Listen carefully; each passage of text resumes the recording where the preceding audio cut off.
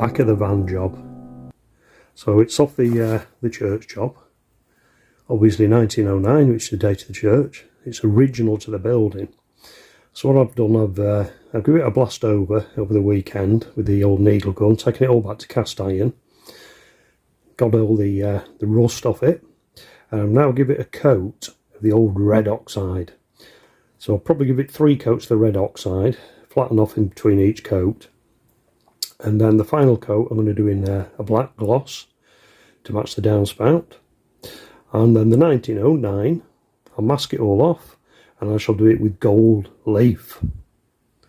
It should look quite nice when it goes back up. And then tomorrow, the timber that you see there is what I've had machined.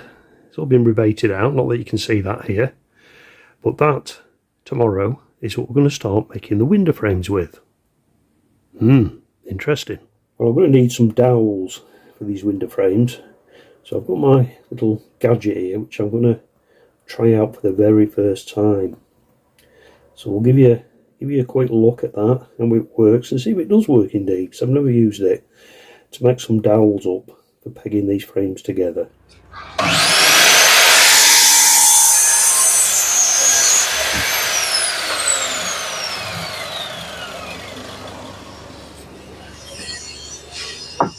It's Tuesday and we're starting to make these little thin window frames, more like an insert thing.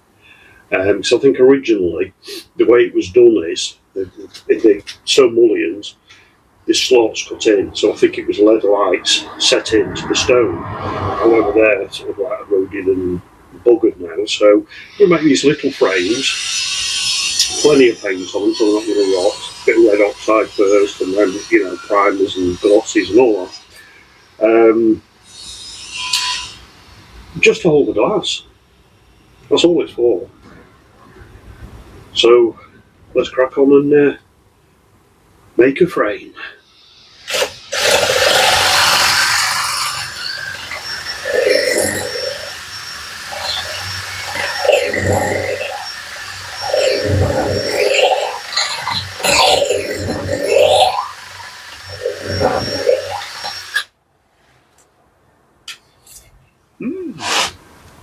Right, well that's the first frame made. So we've doweled everything, we've screwed everything and glued everything. Even the centrepiece there is doweled. And the reason I'm doweling it is because I'm not doing mortise and tenon joints. So I'm kind of like, you know, in the mind of minds thinking that if it's got that nice 8mm dowel running through, and I'm putting a good 3-inch dowel down there as well, it's a bit like a mortise and tenon. Plus the glue, plus the screws, so they're good and solid. And that's it. They've just got to be sanded down with the old belt sanders, get them nice and flat and lovely looking, and plenty of paint. Right, that's number 1. Another 7 to go. Right, so we've done number 1, we've learned how to do it now. So first job is make up a load of dowels in readiness.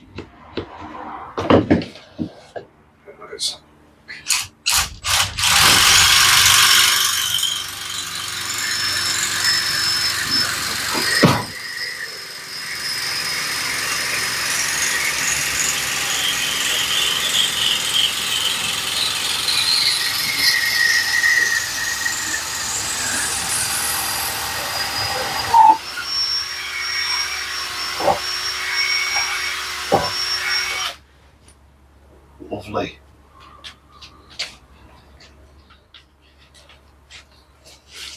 Come at me on pencils. Right, so that's the dowels done.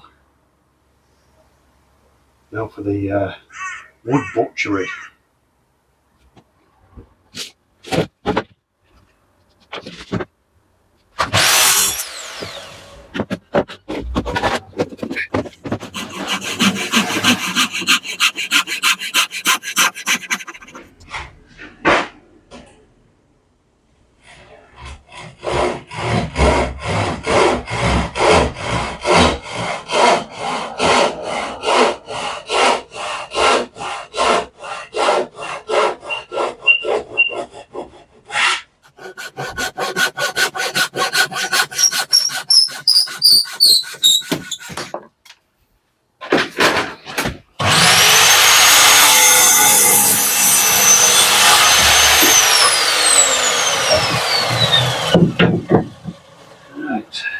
to one side because that's the top and bottom.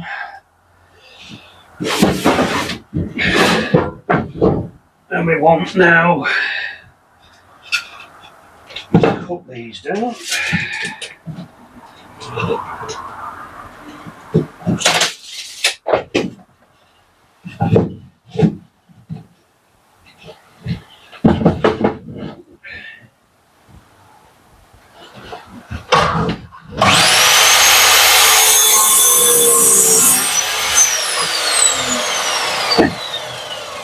Right, so that's our top and bottom.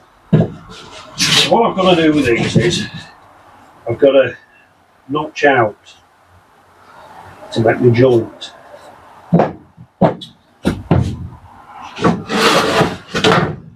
Right, so I'll get my fork, make sure that they're facing the right way. I want to turn him round. Like so.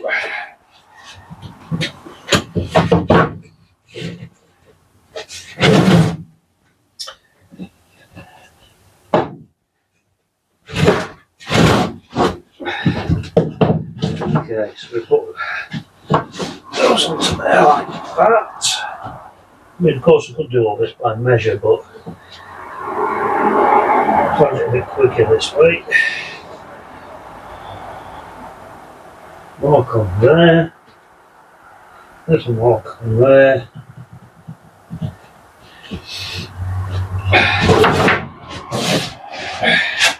So that gives me my mark for cutting.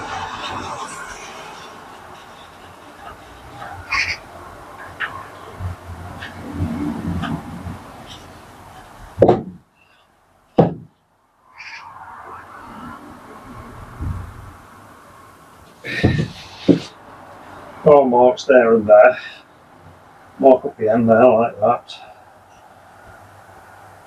Scribe it across like so.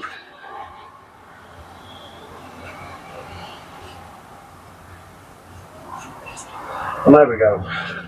All we're going to do now is just chop these ends off here to make the joint.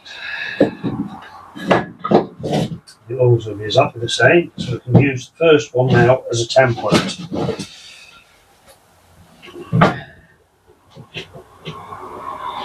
Making sure the ends are perfectly together. Mark it across.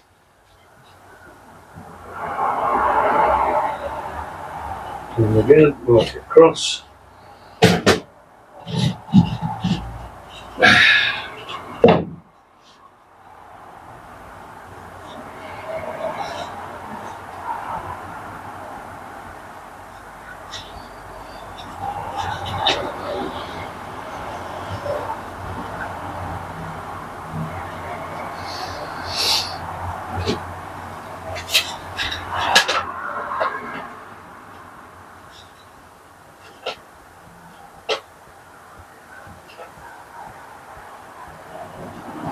We're in a bit of a rush to get these windows done and fitted because the scaffolding is due to be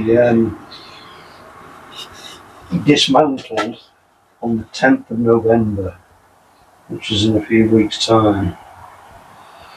So we'll get these done and in. There is still the floor to do inside, however, that doesn't need the scaffolding. I can do all that via going up the stairs and things, which isn't so bad. And that'll be the last job to do, the floors. Right, so that's them now ready for cutting, which I shall do next. Right, so that's those now cut and ready, MEM pieces. And like I said earlier, you could do this mortise and tenon, but they're such a small, thin little frame. I don't, to be honest with you, see any advantage in doing that. you know, pegging them and gluing and screwing is equally as strong for what it is. You know, they're going to be fixed in between the stonework, which will be plugged and screwed to,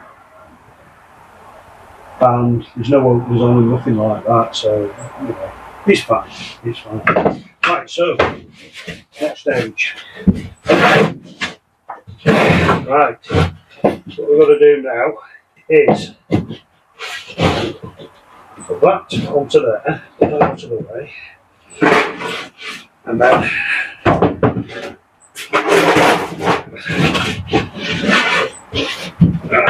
out of the way. That onto there, that onto there. Right, so now you see we've cut our joints so they're absolutely perfect and square. So I know that when I put this together, for one, we're not going to have any gaps, and for two, it keeps my frame fairly square. I do check it, but I know it's going to be fairly square. Right, so the next procedure is we want the drill and the 8mm drill bit. Why the 8mm? Well, because I've cut the downs that we're using 8mm thick. So what I do next is put a bit of weight on that one there, like so. Make sure that it's lined up lovely and straight and parallel and so on. And then we're going to drill a hole into it.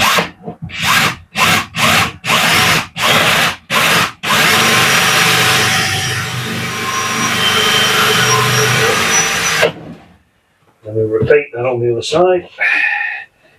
Again, a bit of weight on it so nothing moves, making sure that joint's closed up.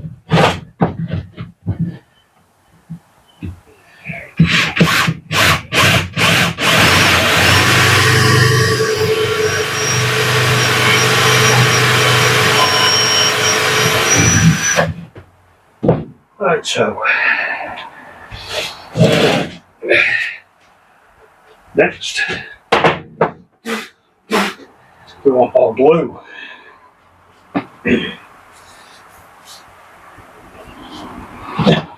We'll make sure we get plenty of glue onto the joint.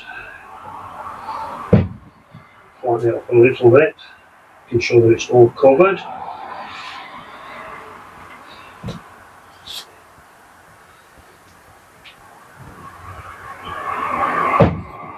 Like so. And then put that carefully into place. Then we get our little homemade dowels. At the end of that's been broke. Cover them in glue. And pop it in the hole. And get our good old hammer and tap it over. And that dowel's got over that side now, nice and tight. So we'll repeat that process on the other side.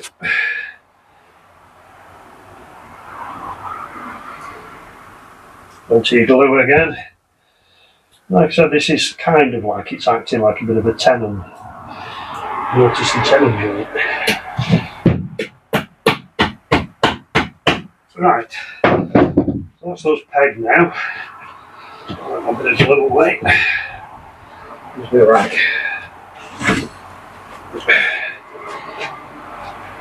Just a bit sore and nip off me. Bit of dog on me. Like so. That one up there, the next window. Next job. Got the little 3mm, 3mm bit, whichever it is. We're going to drill some holes for pilots just into the frame.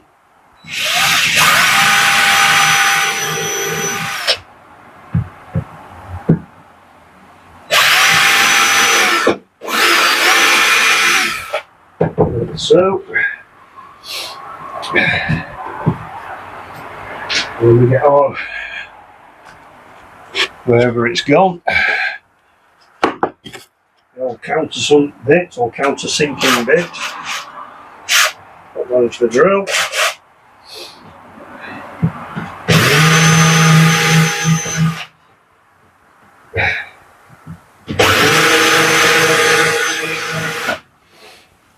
By the way, I finally replaced the old DeWalt drill with a new one to replace the one that got stolen out of the van. Okay, screws. How can you lose things?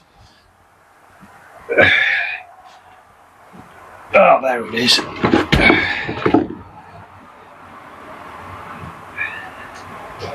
Now, again, put the knee on it, point it down, pull that into there.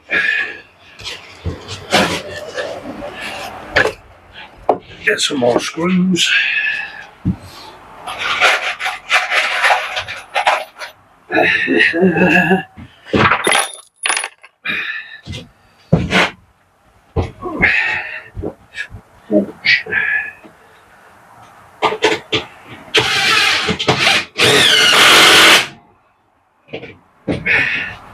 And that's now all pulled together, lovely and tight. What we need to do now is flip it over very carefully. Break the joint we've just made. And we're going to repeat the process now with the other one. Pop it into place there, lovely fit that. That's there. Those are there.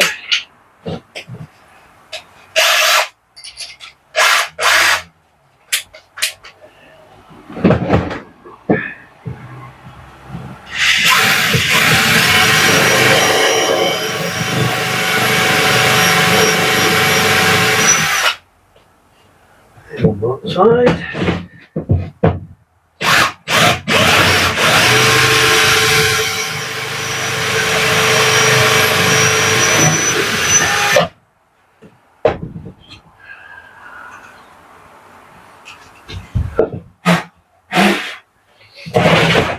Right, bit of glue.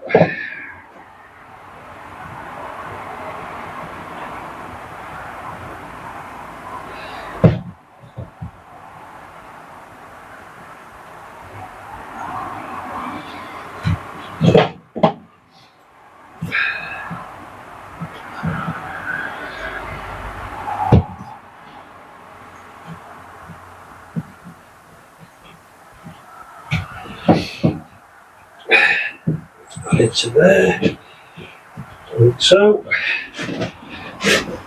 Right, my dowel. We're going to have to make some more dowels.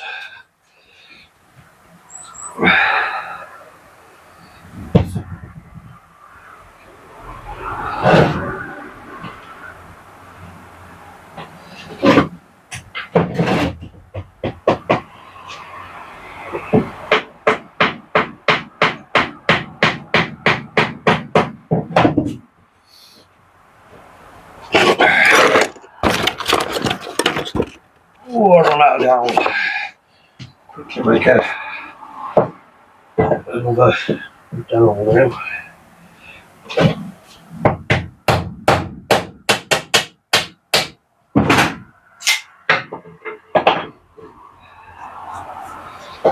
That suffice.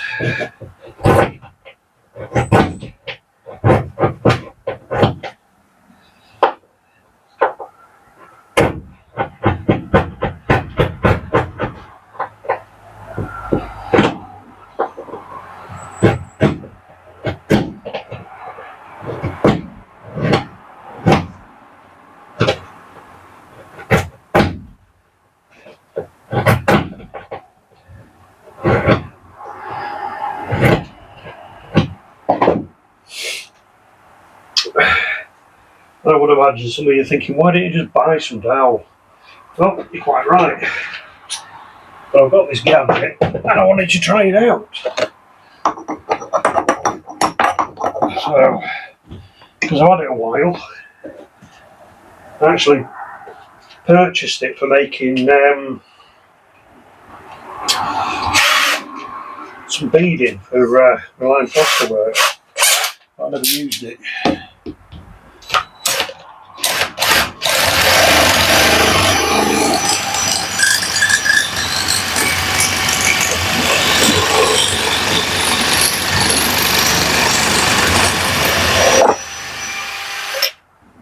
Ta-da!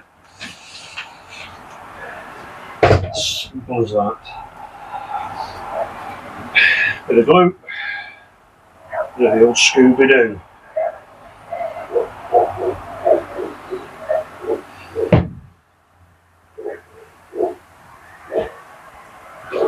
Put it into there. Bit of weight with the old knee.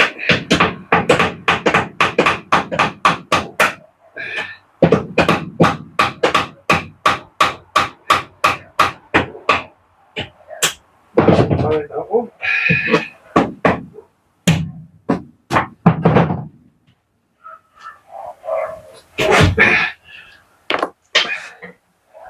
I lost the rag. There it is. Right off there. So, little drill bit.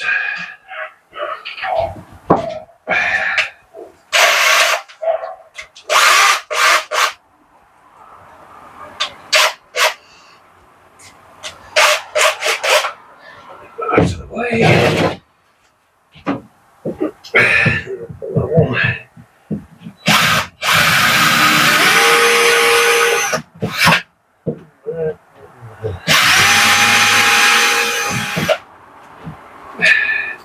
Of course, use the countersink bit, not so it gets rid of the screw heads, but it's to stop the timber from splitting.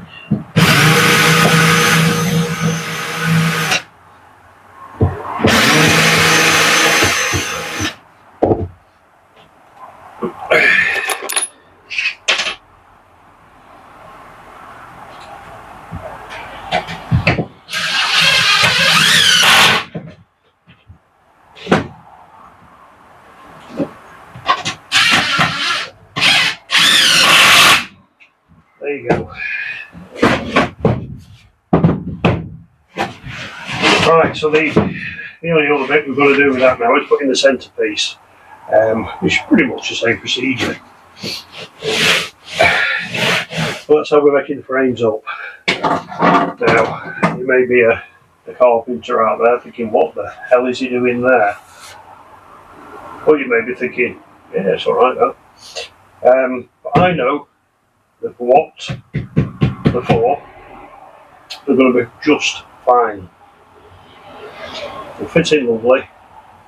Once that glass is in there, no problem. We'll be solid as anything. Right, so we're on the bench with the old vise now. I need a measuring device. Wherever they put that down. There it is. Okay, so I need to make sure that I get it exactly in the same position as all of the others. Very important because they've got to line up on the old tower there. Right.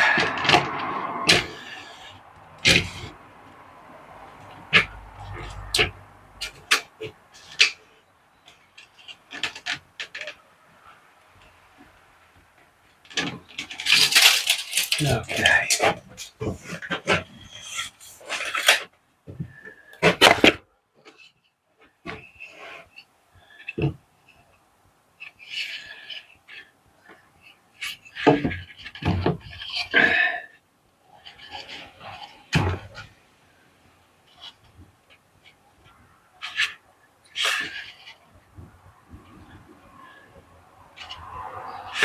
That's going to give us our mark now, where to cut. You just double check it, make sure we've got exactly the right width. And then look at your timber, that's square. You can use that as a little square to put in to there like so. Just to get rid of it, so you know you're not wandering off with your sword.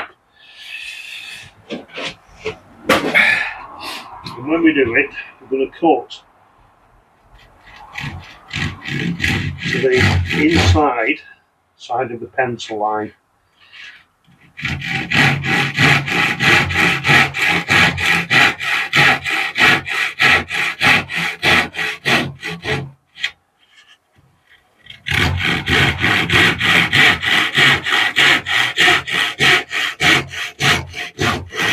Right, so how do we get that out of there now? Do we use a jigsaw? Do we chisel it out? What do we do with it? I'll show you a little trick.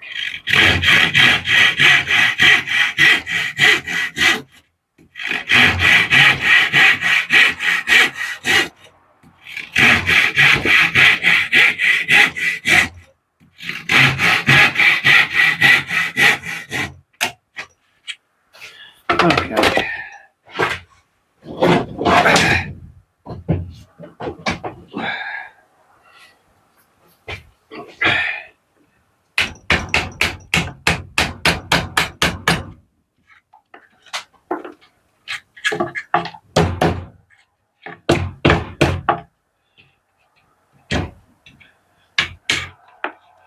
Right, and then we get our chisel, and the flat bits of the chisel we put flush with that piece of timber there, and we just backward and forward it,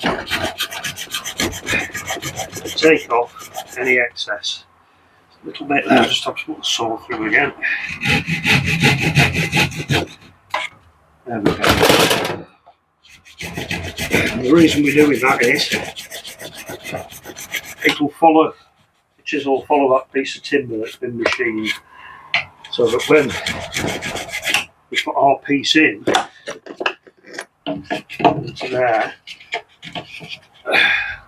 like so, we know it's going to sit straight. Okay, right, so that's that side done. Now we need to flip it over and do exactly the same on the other side.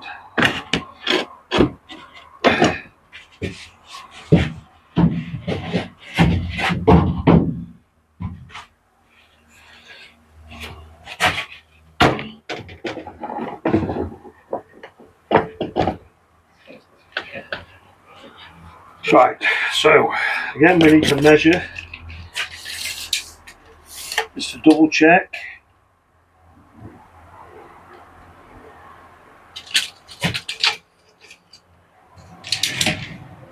We need to find our pencil, which keeps escaping.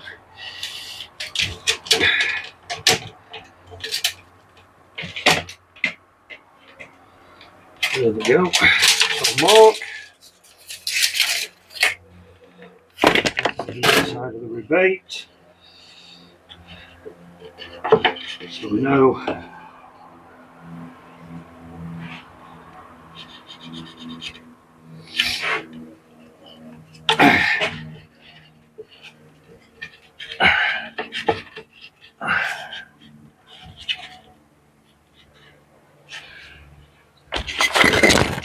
oops, right, just measure it again.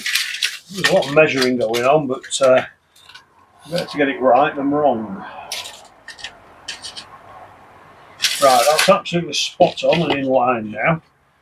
Can mark on there, like so. Take that piece out.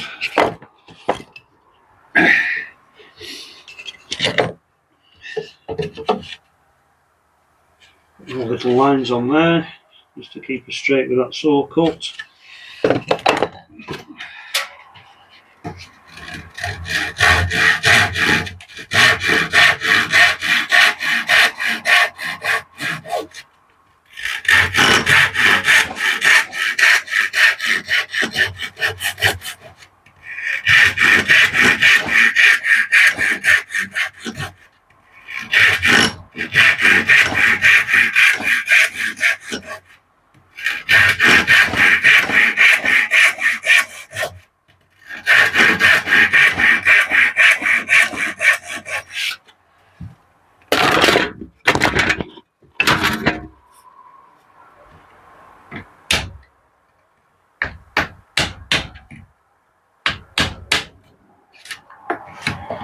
That one out there.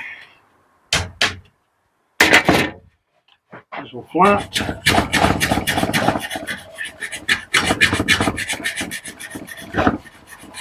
And there we go. That's our joint cut there. So we'll out of that.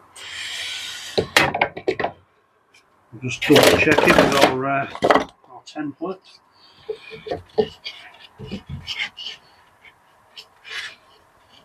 Yeah, that's fitting in very nicely.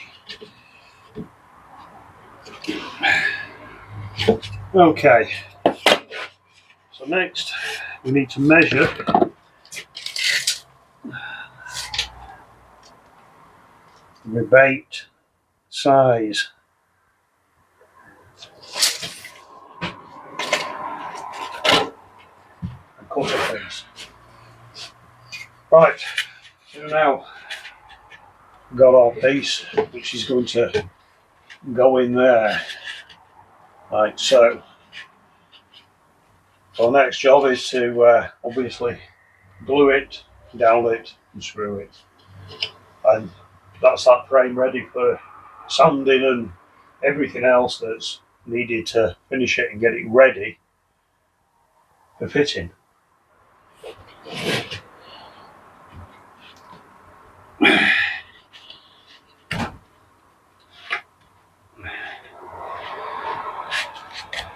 That's now glued in. Making sure that it's flush there and there.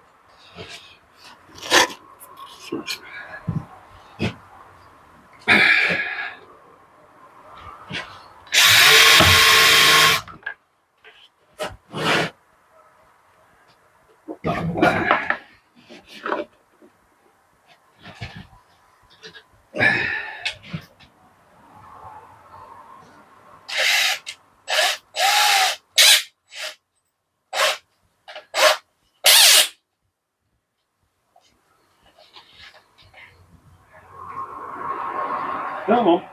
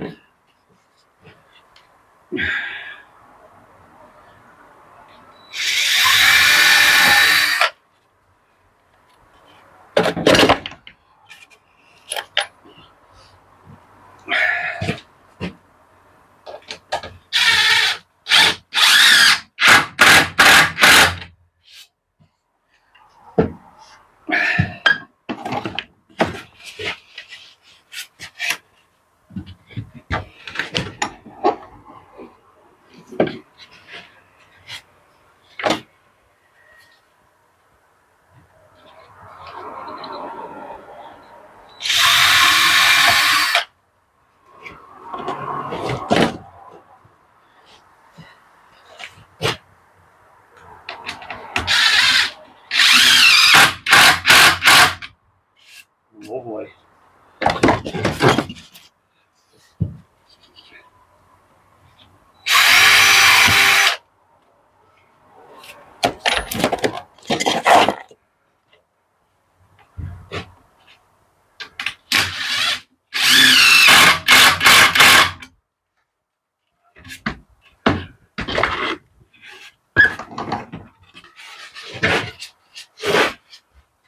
Well, there we go. The centrepiece is now fitted. And we'll put that one with the others out of the way.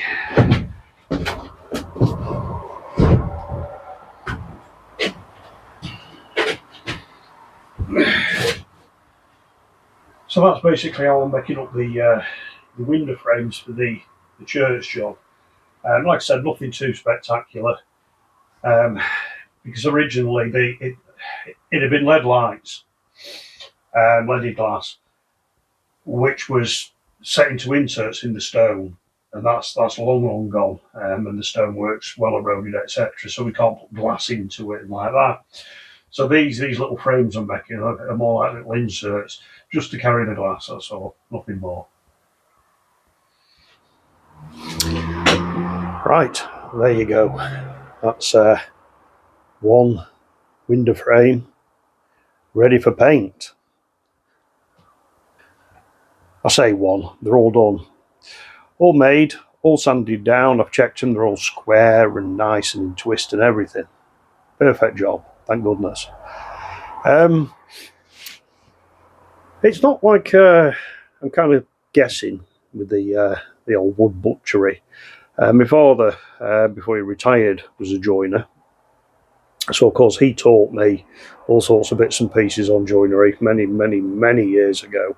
And you don't forget it, you know. I've obviously used it time and time again. So I do have a slight idea of what I'm doing. So what's next? Well, next I'm going to give them a coat of paint, which is going to be one of many, because I do not want them rotting. That's very important. And it's a case of once they've dried, etc., we can then get the glass and get them fitted and glazed and sealed, and then that's it. That's the windows in and done. Barring I think it's a little bit of a repair, a couple of slates to put in at the bottom of the tower, and a clean up, and that's it. We're done with the scaffolding. It can come down. Right, let's get some painting done. And once I've done all the several coats of red oxide, I'll be giving them another light sanding with a finer paper, because again I want a very high-end finish on the paint.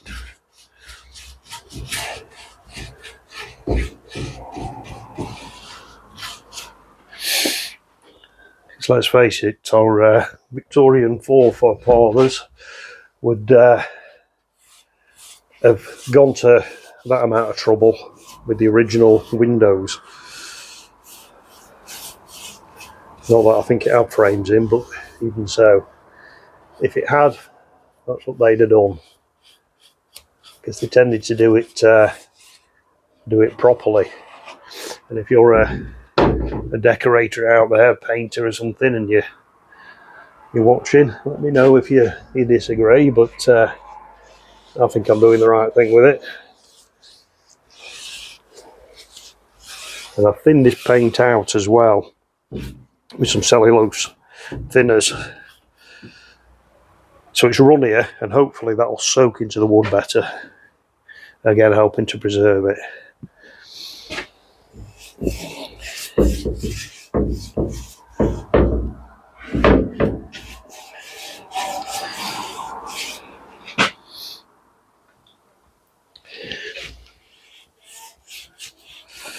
Right, well there you go. I'm going to leave you now for this week, because I'm not going to spend the rest of the day filming me painting frames, because I think most of you will turn off.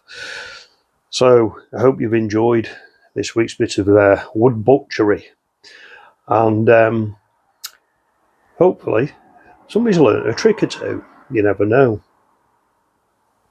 But if you have enjoyed and you maybe learned something, give us the old thumbs up, hit the old like button, and don't forget to subscribe if you haven't already. And we'll see you next week for another episode of Buggering About with Old Buildings. Oh, and by the way, next week we're starting a lime plastering job. Stripping out, getting it ready, and there's also an internal wall that we've got to, shall we say, clean up, probably replace a lot of brickwork and then line point as a feature wall in a dining room. Right, we'll see you next week. Thanks for watching.